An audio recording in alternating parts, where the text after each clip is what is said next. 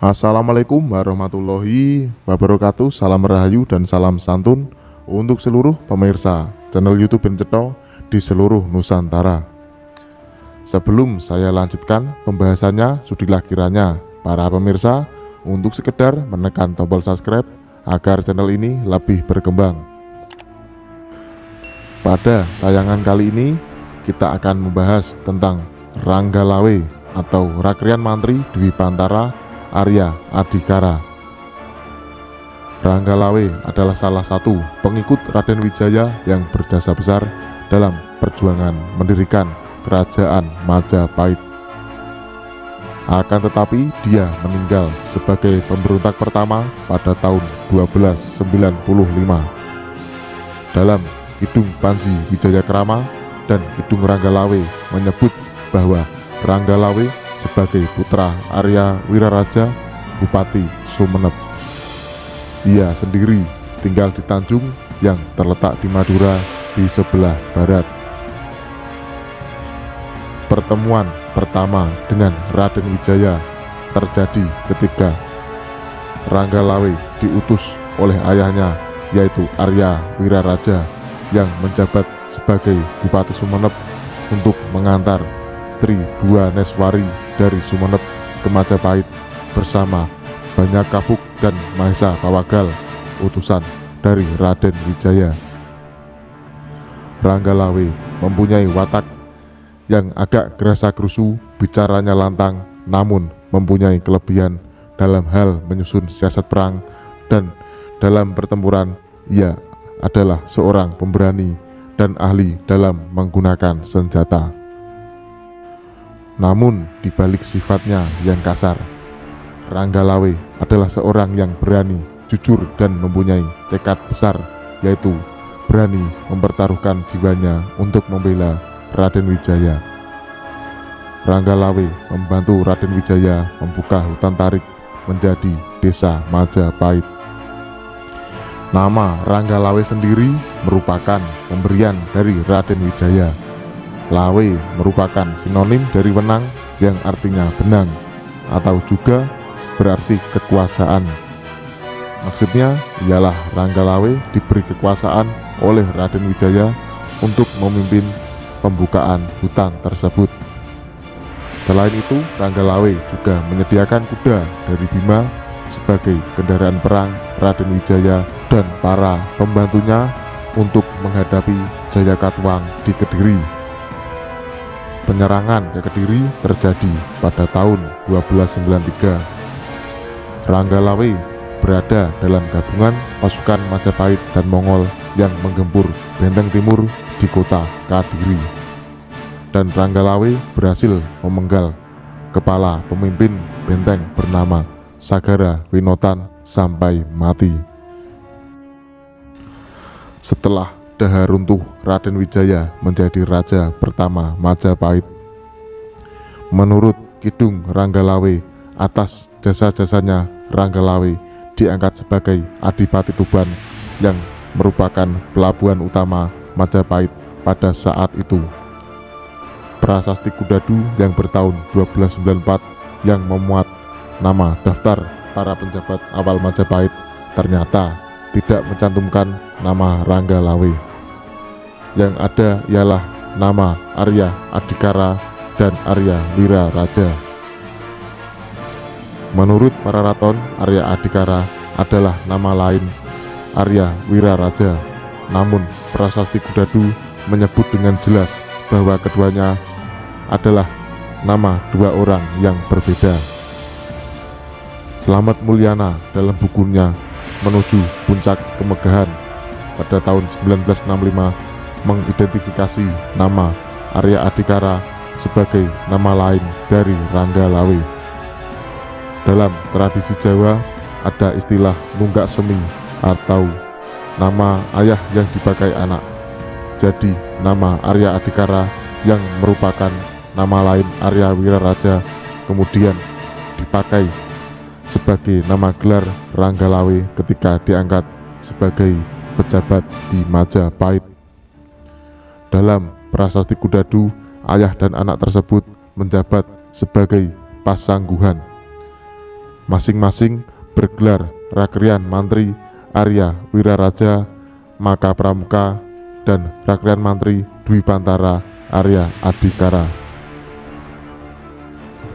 Kisah pemberontakan Ranggalawe yang merupakan perang saudara pertama di Majapahit disebutkan dalam Pararaton terjadi pada tahun 1295 dan diuraikan panjang lebar dalam Kidung Ranggalawe. Pemberontakan itu dipicu oleh ketidakpuasan Ranggalawe atas pengangkatan Nambi sebagai Rakrian Patih di Majapahit.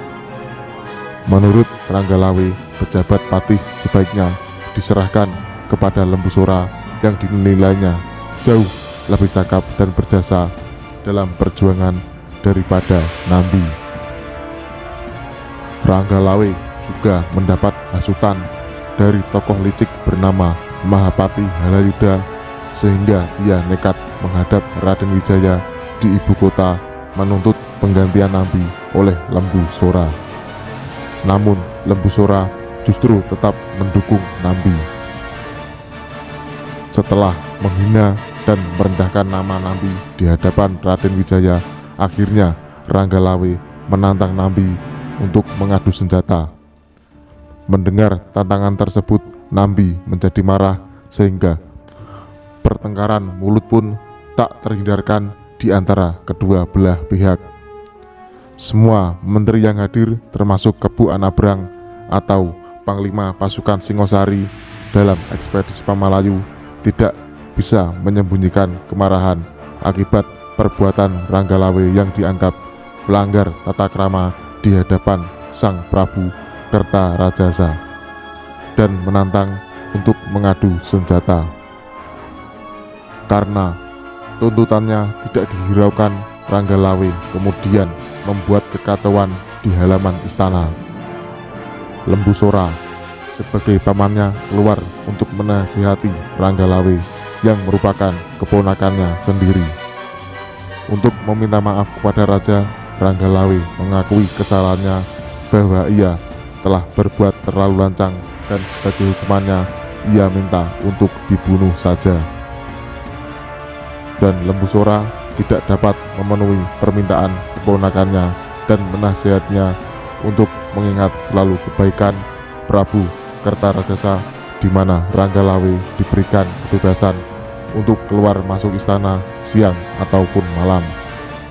Mendengar nasihat tersebut, akhirnya Ranggalawe memilih untuk pulang ke Tuban. Mahapati kemudian ganti menghasut Nambi dengan mengatakan kalau Ranggalawe sedang menyusun pemberontakan. Maka berangkatlah Nambi atas izin raja memimpin pasukan untuk menyerang Tuban. Dalam pasukan itu ikut serta Lembu Sora dan Kebu Anabrang. Dalam Kidung Ranggalawe diketahui bahwa Arya Wiraraja yang merupakan ayah dari Ranggalawe menetap di Tuban. Ketika mendengar putranya telah pulang dari Majapahit, ia langsung menemuinya. Dari tingkah laku putranya, Arya Wiraraja menangkap sesuatu yang tidak baik akan terjadi kepada anaknya.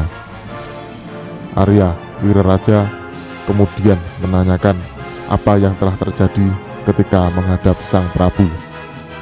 Ketika mendengar penjelasan yang disampaikan putranya, Arya Wiraraja terdiam dan hatinya makewuh mana yang harus dipilih, cinta kepada anak atau setia kepada Sang Prabu. Arya Wiraraja kemudian menasihati anaknya untuk tetap setia kepada Sang Prabu karena berkhianat akan mempunyai akibat yang sangat berat baik di akhirat maupun dalam kelahiran kembali. Mendengar nasihat ayahnya, Ranggalawe terdiam dan mengakui kesalahannya. Namun darah kesatria yang mengalir dalam dirinya mengharamkan bagi dirinya untuk mundur, dan keperwirayudaan tersebut akan dipertahankan sampai mati. Setelah nasihat tidak didengar oleh putranya, Arya Wiraraja kemudian memanggil para menteri, kepala desa, Akuwu, dan Demang untuk mempersiapkan pasukan untuk menghadapi serangan dari Majapahit. Mereka mengharapkan agar Nambilah yang nantinya memimpin pasukan dari Majapahit karena dia orang yang paling mereka cari. Para pengikut Ranggalawe di daerah Majapahit kemudian meninggalkan daerahnya menuju daerah Tuban. Namun ketika mereka hendak menyeberangi sungai Tambak Beras, air sungai sedang pasang sehingga mereka dapat disusul oleh pasukan dari Majapahit di bawah pimpinan Nambi. Mereka semua akhirnya dapat dihancurkan oleh pasukan dari Majapahit. Hari-hari berikutnya, pagi-pagi sekali, pasukan dari Majapahit menyeberangi sungai Tambak Beras untuk mencapai Tuban. Mantri, Gagarangan, dan Tambak Baya Hari Tuban memberitahukan kepada Ranggalawe bahwa pasukan Majapahit telah tiba dan Ranggalawe segera memerintahkan pasukannya untuk menyerang pasukan dari Majapahit. Mendengar datangnya serangan, Ranggalawe segera mempersiapkan pasukannya. Kidung Ranggalawe menyebut nama istri Ranggalawe adalah Martaraga dan Tirtawati. Mertuanya adalah gurunya sendiri bernama Ki Ajar Pelandongan. Dari Martaraga lahir seorang putra bernama Kuda Anjampiani. Ranggalawe kemudian memohon pamit kepada istrinya untuk menghadapi pasukan dari Majapahit. Martaraga berusaha mencegah kepergian suaminya karena mempunyai firasat bahwa suatu yang tidak baik akan menimpa suaminya. Oleh mertuanya sendiri, yaitu Ki Ajar Pelandongan, Ranggalawe juga dibujuk agar mengurungkan niatnya untuk maju ke medan pertempuran. Namun sekali lagi bujukan tersebut tidak dihiraukan oleh Ranggalawe. Ranggalawe kemudian terjun ke medan pertempuran melawan pasukan dari Majapahit. Ia bertemu dengan orang yang diharapkan, yaitu Patih Nambi. Patih Nambi mengendarai kuda Brahma Cikur, sedangkan Ranggalawe mengendarai kuda Mega Lamat. Pertempuran kedua orang tersebut berjalan dengan hebatnya. Akhirnya kuda Brahma Cikur berhasil ditikam oleh Ranggalawe, namun Patih Nambi berhasil mengelak dan lari menyelamatkan diri ke arah selatan.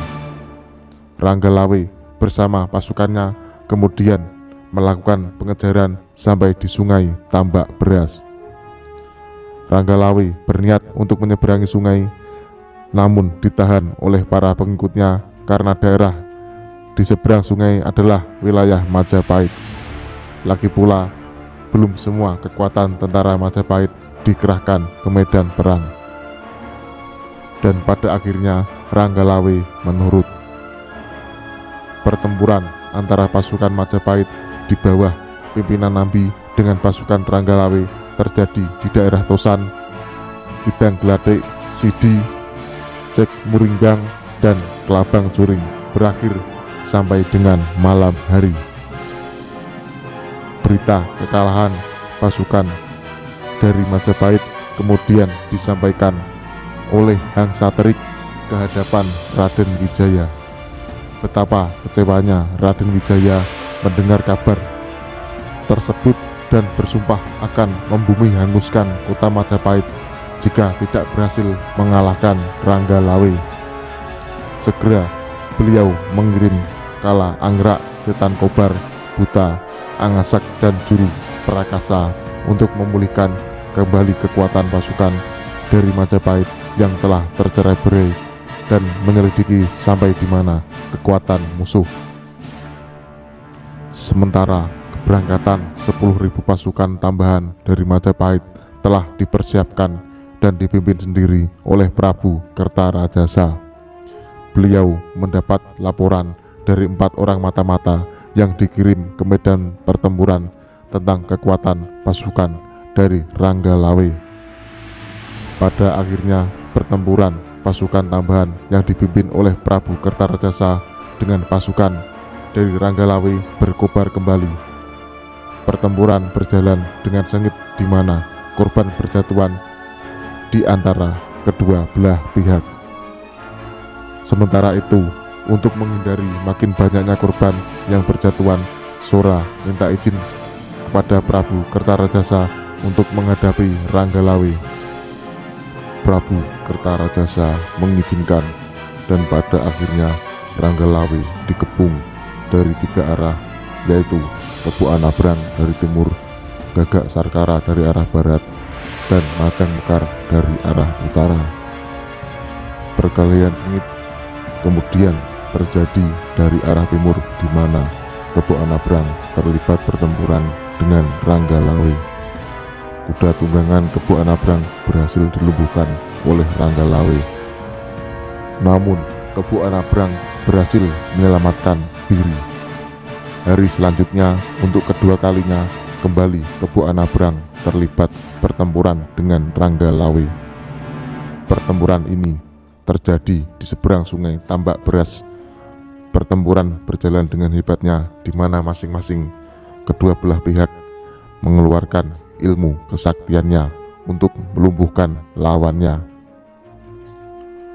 Pertempuran kemudian dilanjutkan di dalam air, di mana Ranggalawe berhasil mendesak Kebu Anabrang sampai ke tengah sungai, namun dengan sigap berhasil menikam kuda tunggangannya.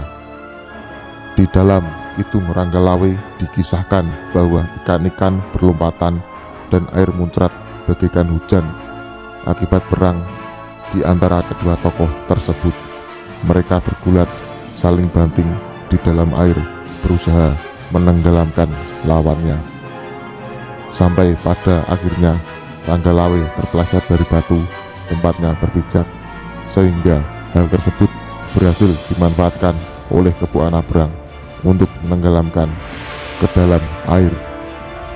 Kepalanya terpiting di bawah ketiak Kebu Anabrang. Ranggalawe kehabisan napas dan akhirnya mati lemas. Melihat keponakannya mati di tangan Kebu Anabrang, secara mengenaskan hati Lembu Sora menjadi panas, sehingga dengan serta-merta melompat ke dalam sungai untuk menikam Kebu Anabrang dengan keris dari belakang. Keris tersebut tembus sampai ke dada. Mayat Kebu Anabrang kemudian mengapung di atas sungai. Pembunuhan terhadap rekan sepasukan inilah yang kelak menjadi penyebab kematian Lembu Sora pada tahun 1300-an. Demikianlah akhir hidup Ranggalawe dan Kebu Anabrang yang sama-sama tewas di sungai Tambak Beras. Jenazah Ranggalawe dan Kebu Anabrang kemudian dibawa ke Majapahit untuk diupacarakan secara terhormat. Mengingat jasa besar kedua tokoh tersebut, Ranggalawe adalah seorang pahlawan pemberani yang siap mengorbankan seluruh jiwa raganya pada masa awal pembentukan Majapahit. Sedangkan Kebu Anabrang adalah panglima pasukan Singosari yang sukses menaklukkan Melayu pada zaman pemerintahan Prabu Kertanegara, yang terkenal dengan ekspedisi Pamalayu pada tahun 1275. Kisah pemberontakan Ranggalawe tidak terdapat dalam negara Kertagama. Hal ini dapat dimaklumi mengingat negara Kertagama merupakan kitab pujian tentang kebesaran Majapahit. Ranggalawe terkenal sebagai pahlawan, sehingga diperkirakan Empu Prapanca tidak tega mengisahkan kematiannya sebagai pemberontak. Kiranya setelah Ranggalawe gugur pada tahun 1295, Arya Wiraraja merasa sakit hati dan memutuskan untuk menghadap Prabu Kertarajasa untuk mengundurkan diri dari jabatannya dan menagih sang Prabu semasa perjuangan, yaitu membagi wilayah kerajaan menjadi 2. Janji tersebut kemudian dipenuhi oleh Prabu Kertarajasa, sehingga kemudian memutuskan membagi wilayah kerajaan menjadi 2. Bagian timur terus ke selatan sampai pantai diserahkan pada Arya Wiraraja, kemudian menjadi raja dengan ibu kota di Lumajang. Lalu bagian barat masih dikuasai Raja Kertarajasa dengan ibu kota Majapahit. Sejak saat itulah daerah Majapahit Timur merupakan negara merdeka dan lepas dari kekuasaan Majapahit. Bagi masyarakat Tuban, tokoh Ronggolawe bukanlah pemberontak, tetapi pahlawan keadilan. Sikapnya memprotes pengangkatan Nambi karena figur Nambi kurang tepat memangku jabatan setinggi itu. Nambi tidak begitu besar jasanya terhadap Majapahit. Masih banyak orang lain yang lebih tepat seperti Lembu Sora, Dyah Singlar, Arya Adhikara, dan tentunya dia sendiri. Ronggolawe layak menganggap dirinya pantas memangku jabatan itu. Anak Bupati Sumeneb, Arya Wiraraja, besar jasanya terhadap Majapahit. Ayahnya yang melindungi Kertarajasa Jayawardana ketika melarikan diri dari kejaran Jayakatwang setelah kerajaan Singosari jatuh. Dan perlu diketahui, Kertarajasa Jayawardana adalah menantu Kertanegara Raja Singosari yang terakhir. Demikianlah sejarah tentang Ranggalawe. Jika ada kesalahan dalam penyebutan nama, gelar, tokoh, tahun, atau versi yang berbeda, saya ucapkan mohon maaf yang sebesar-besarnya. Wassalamualaikum warahmatullahi wabarakatuh. Salam rahayu dan salam santun untuk seluruh pemirsa.